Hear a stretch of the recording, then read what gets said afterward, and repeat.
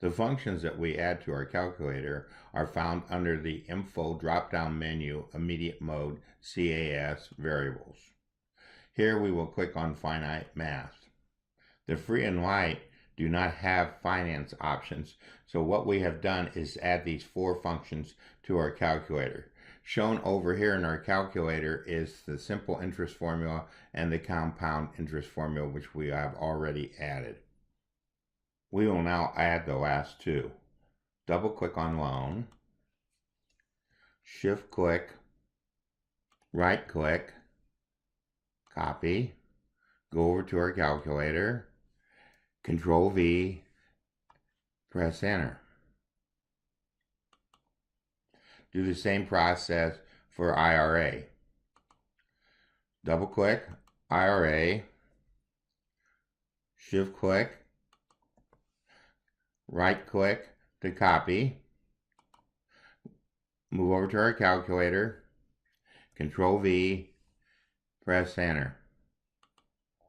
Looking at our calculator, we can see that these formulas are quite complex. We will use Onenote to discuss these formulas and their applications.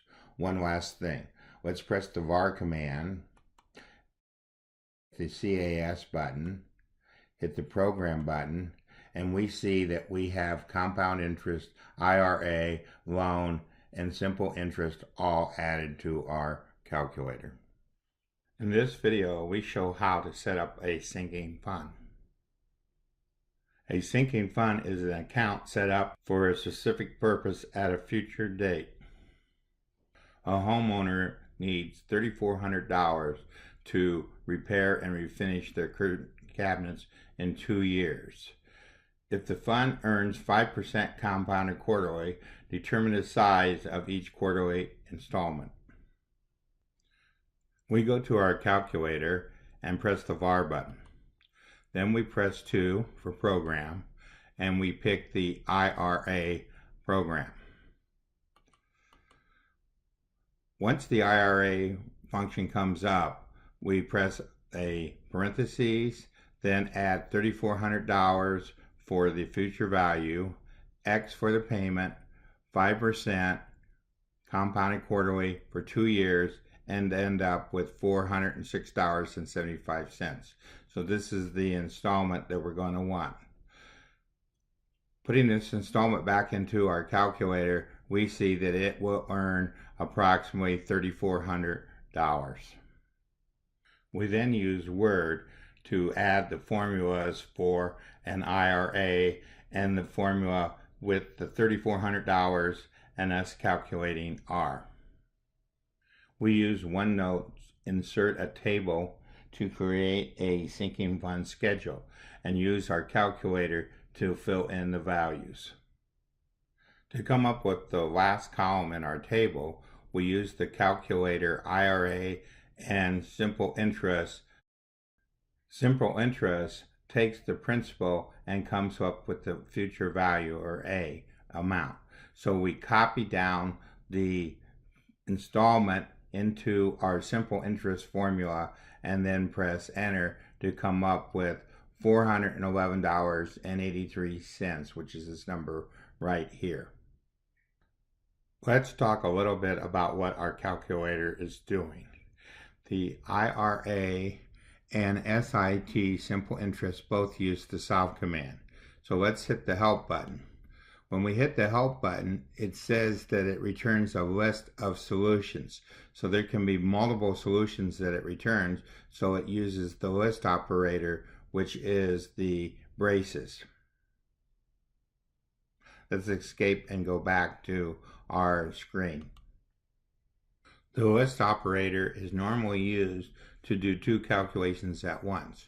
So if we take our answer here that we had, which was 411.83, and add to it our second answer, which is 828.81, and add 406.75, it will add these to both these two at the same time.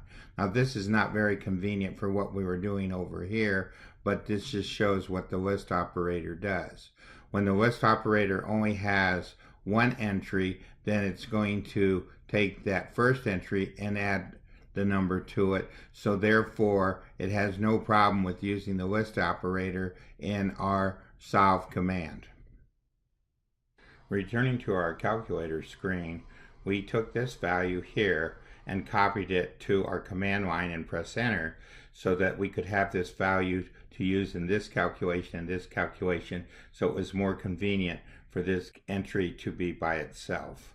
Then we took this value here and we added it to what the simple interest turned out to be, which was 411.83, and we did the same thing here with the simple interest turning out to be $821.81.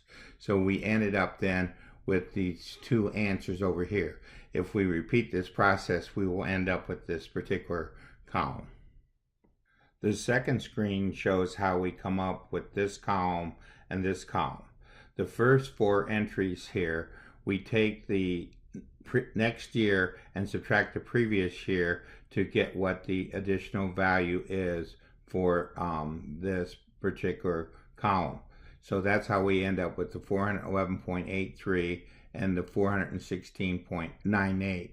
Then we take these values and subtract from it the installment to end up with this column, which is the interest made.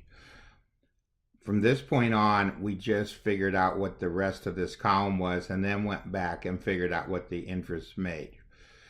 So this is how we came up with our schedule. This ends our video on a sinking fund.